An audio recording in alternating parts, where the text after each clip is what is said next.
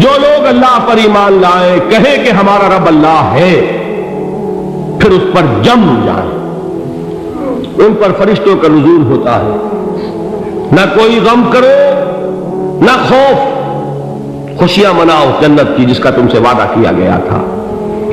اللہ کی ربوبیت پر اطمینان جب انسان کو ہو جاتا، میرا رب اللہ ہے، ربی اللہ، انسان کے لیے نہ کوئی کھٹکا، نہ کوئی خطرہ، نہ کوئی خوف، نہ کوئی حزن۔ جو کچھ ہو رہا ہے کس کے اذن سے ہو رہا ہے؟ اللہ کے اذن سے۔ اللہ کے اذن کے بغیر پتا تک نہیں ہلتا۔ یہ کوئی اندھا بہرا مادہ نہیں ہے جس سے مجھے کوئی خوف ہو۔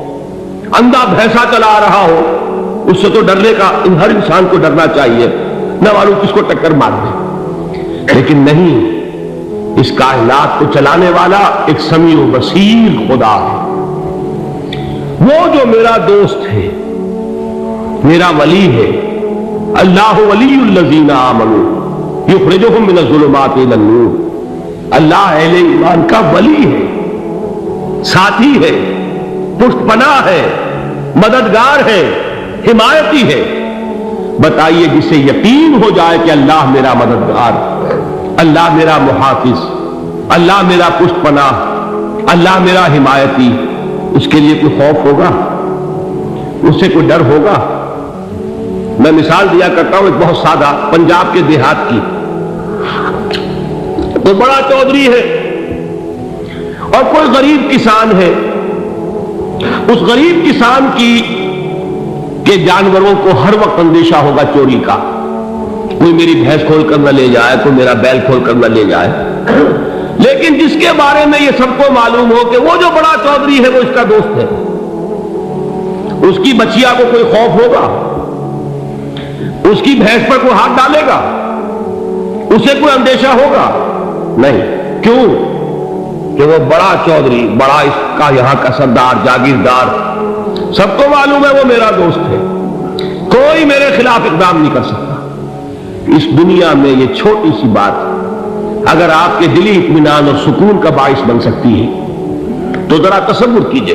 میں لفظ تصور استعمال کروں گا صرف اس لیے کہ اس کا ہم جس کو کہتے ہیں ادراک اور شعور کر نہیں سکتے، اگر کے ساتھ کر سکتے۔ اگر یقین ہو کہ اللہ میرا مددگار اور یقین ہو کہ اللہ ہر آن میرے ساتھ ہے، پھر کوئی خوف؟ کس کا خوف؟ کوئی شے اللہ سے بالا تر ہے؟ کوئی قوت اس سے زیادہ طاقتور ہے؟ کوئی اس کے ارادے کو بدلنے والا ہے؟ کوئی اس کی مشیت کے آڑے آنے والا ہے؟ یہی بات ہے جو حضور نے فرمائی۔ یہ ایمان کا حاصل ہے لب لباب،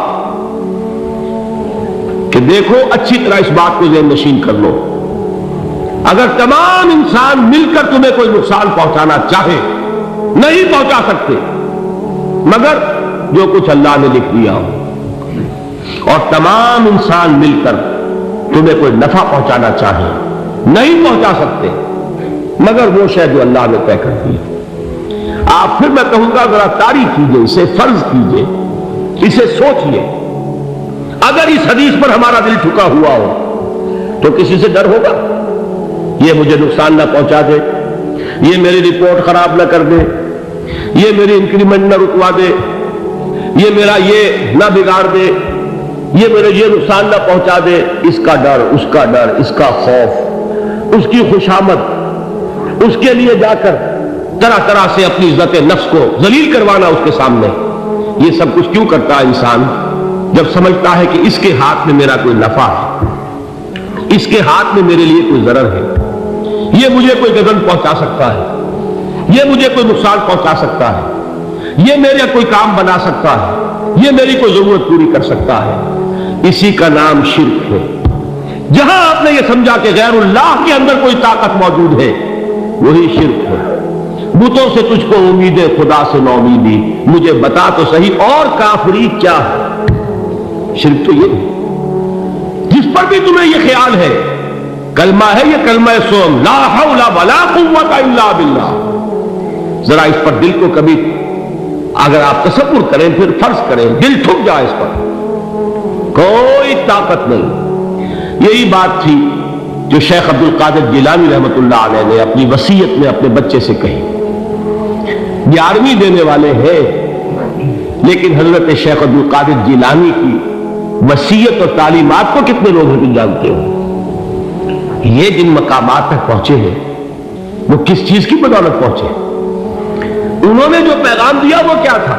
اے میرے بچے، جس طریقے سے قرآن مجید میں حضرت لقمان کی نصیحتیں جو ہے نقل کر دی گئی ہیں، میں یہ عرض کروں گا بالفرض اگر قرآن حضرت عبد القادر جیلانی کے بعد نازل ہوا ہوتا تو شیخ عبد القادر کی یہ نصیحتیں بھی قرآن میں درج ہوتی. اتنی اونچی نصیحتیں ہیں. اے میرے بچے، اس حقیقت کو ذہن نشین کر لے، لا فاعل فی الحقیقت ولا مؤثر الا اللہ. اس کائنات میں نہ کوئی فاعل حقیقی ہے نہ مؤثر حقیقی ہے سوائے اللہ. کسی شے میں کوئی تاثیر نہیں اگر اللہ نہ چاہے. آگ جلا نہیں سکتی اگر اللہ نہ چاہے. پانی ڈبو نہیں سکتا اگر اللہ نہ چاہے. زہر ہلاک نہیں کر سکتا اگر اللہ نہ چاہے. کوئی چیز فائدہ نہیں پہنچا سکتی اگر اللہ نہ چاہے. تو در در پہ کیوں سر جھکاتے ہو؟ در در پر کیوں جبیں سائی کرتے ہو؟ سب کے سامنے کیوں ہاتھ پھیلاتے ہو؟ ایک اللہ سے مانگو، ایک اللہ کے سامنے زمین پر اپنی جبین رکھو. لا فاعل فی الحقیقت ولا مؤثر الا اللہ. نظر آتا ہے ہمیں کہ پانی پیاس بجھا دیتا ہے. پیاس بجھانے کی صلاحیت پانی میں نہیں ہے، اللہ کے اذن سے. کھانا بھوک مٹا دیتا ہے. بھوک مٹانے کی صلاحیت کھانے میں نہیں ہے، اذن رب میں. دیکھیے یہی یقین تھا. حضرت موسیٰ علیہ السلام کا واقعہ یاد کیجیے. سامنے سمندر آ گیا ہے، قوم دیکھتی ہے پیچھے کہ گرد و غبار کا طوفان. معلوم ہوا کہ فرعون اپنے لشکر سمیت آ گیا. لشکر جب چلتا تھا تیز رفتاری کے ساتھ تو گرد و غبار کا جو طوفان اٹھتا تھا اس کا تصور کیجیے. اور لمحہ بلمحہ وہ قریب آ رہا ہے.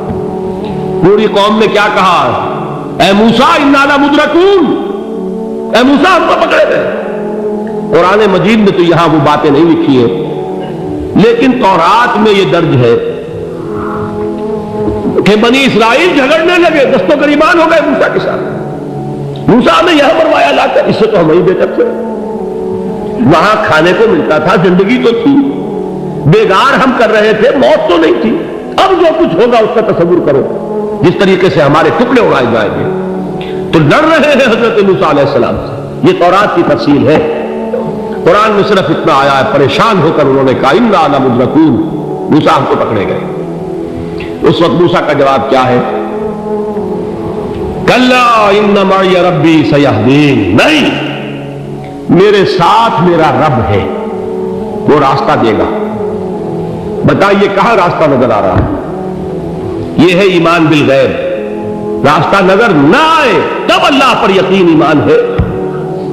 جیب میں پیسے ہو تب دل کو اطمینان ہے، تو ایمان کس پر ہوا؟ پیسے پر، اللہ پر نہیں. جب وسائل و ذرائع نہ ہو اور پھر یقین ہو کہ اللہ مسبب الاسباب ہے، وہ اسباب کا پابند نہیں ہے، وہ اسباب کا محتاج نہیں ہے، اسباب اس کے محتاج ہے. اگر یہ یقین ہے تو اللہ پر ایمان ہے. یہ نہیں ہے تو تمہارا ایمان اسباب پر ہے، وسائل پر ہے، ذرائع پر ہے، مادیات پر ہے، اللہ پر نہیں. اس وقت کہاں راستہ تھا؟ کوئی راستہ تھا؟ سمندر ہے اور ادھر سے لشکر آ گیا ہے. کلا ان معی ربی سیہدین. اب دیکھیے ایمان کہہ دینا آسان ہے، ہوا معکم اینما کنتم، جہاں کہیں بھی تم ہوتے ہو اللہ تمہارے ساتھ ہوتا ہے. لیکن اس کا یقین قائم ہو جائے تو زمین و آسمان کا فرق واقع ہو جائے. یہی بات ہوئی حضور کے ساتھ. غار ہے، چھپے ہوئے ہیں محمد رسول اللہ اور آپ کے وہ یار غار ابو بکر صدیق رضی اللہ تعالی عنہ. اقبال نے حضرت ابو بکر کی شان میں چند اشعار کہیں صرف، لیکن واقعہ یہ ہے کہ بھاری بھاری نظموں پر اور قصیدوں پر بھاری ہے. طویل ترین نظمیں اور قصیدے ہوں ان پر بھاری ہے. ہمتیں ابو بکر کی ہمت جو ہے کشت ملت را جو ابر، جیسے بارش سے کھیتی اپجتی ہے، ابو بکر کی ہمت اور عزیمت اس امت کو اسی طرح سینچنے والی ہے۔ ثانیے اسلام و غار و بدر و قبر، وہ دوسرے تھے اسلام میں، دوسرے پہلے کون تھے؟ انا اول المومنین، حضور فرماتے ہیں سب سے پہلا ایمان لانے والا میں، دوسرے ابو بکر۔ ویسے ہمارے ہاں یہ چلتا ہے اختلاف، حضرت علی پہلے ہے کہ حضرت ابو بکر پہلے ہے، لیکن اس میں بڑی خوبصورت تطبیق قائم کی ہے علماء نے، اور بہت صحیح ہے۔ چار کے بارے میں فیصلہ ہی مت کرو کہ کون پہلے، ان کی ایک عجیب تقسیم کر دی ہے۔ آزاد مردوں میں، بالغ مردوں میں سب سے پہلے ابو بکر، بچوں میں سب سے پہلے علی، خواتین میں سب سے پہلے خدیجہ، اور غلاموں میں سب سے پہلے زید بن حارثہ۔ بڑی پیاری تقسیم ہے، یہ چاروں ہی پہلے ہیں، ہر ایک کے لیے اولیت ہے۔ اور واقعہ یہ ہے کہ اگر زمانی اعتبار سے تعین ہوگا تو پہلے خدیجہ الکبریٰ آئیں گی رضی اللہ تعالی عنہ، کسی اور سے بات کرنے کی نوبت بعد میں آ سکتی ہے، پہلے تو اہلیہ محترمہ سے بات ہوئی، آتے ہی پہلی وحی ہوئی ہے، ابھی تبلیغ کا حکم نہیں تھا، کس کو بتایا واقعہ؟ ابھی اپنی نبوت کی تبلیغ کا تو حکم ہی نہیں آیا، واقعہ کس کا ہے؟ وہ خدیجہ کا ہے۔ جب کہا ہے کہ خشیت علی نفسی، مجھے اپنی جان کا اندیشہ ہے، تو کیا جواب دیا خدیجہ نے رضی اللہ تعالی عنہا؟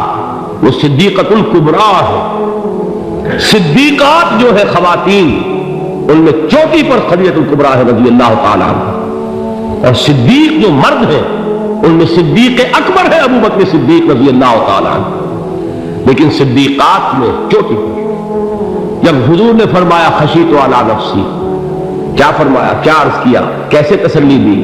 نہیں نہیں، اللہ آپ کو ضائع نہیں کرے گا، آپ غریبوں کے ہمدرد ہیں، آپ مساکین کے تکالیف رفع کرنے والے ہیں، آپ بیواؤں کی سرپرستی کرتے ہیں، آپ مسافروں کی خدمت کرتے ہیں، اللہ آپ کو ضائع نہیں کرے گا۔ یہ یقین ہے اس خاتون کے اندر۔ خیر وہ ایک علیحدہ بات ہو جائے گی۔ میرے دل پر حضرت خدیجہ رضی اللہ تعالیٰ عنہ کی شخصیت کا بڑا گہرا نقش ہے، جو وہ کوئی اور ہی وقت اور موقع ہوا تو بیان ہوگا۔ بہرحال اقبال نے ایک مصرے میں جو چار اولیتیں جمع کر دی ہیں، ہمت او کشت امت را چو ابر، ثانی اسلام و غار و بدر و قبر۔ اسلام میں حضور کے بعد پہلے کون؟ ابو بکر۔ غار میں حضور کے ساتھ کون؟ ابو بکر۔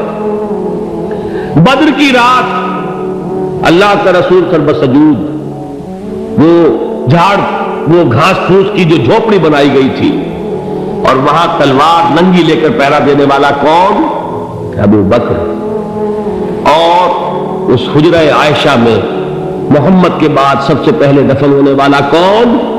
ابو بکر رضی اللہ تعالی عنہ صلی اللہ علیہ وسلم۔ وہ جو معاملہ میں سنا رہا تھا غار ثور کا، حضرت ابو بکر بھی حضور کے خیال سے لرز گئے ہیں۔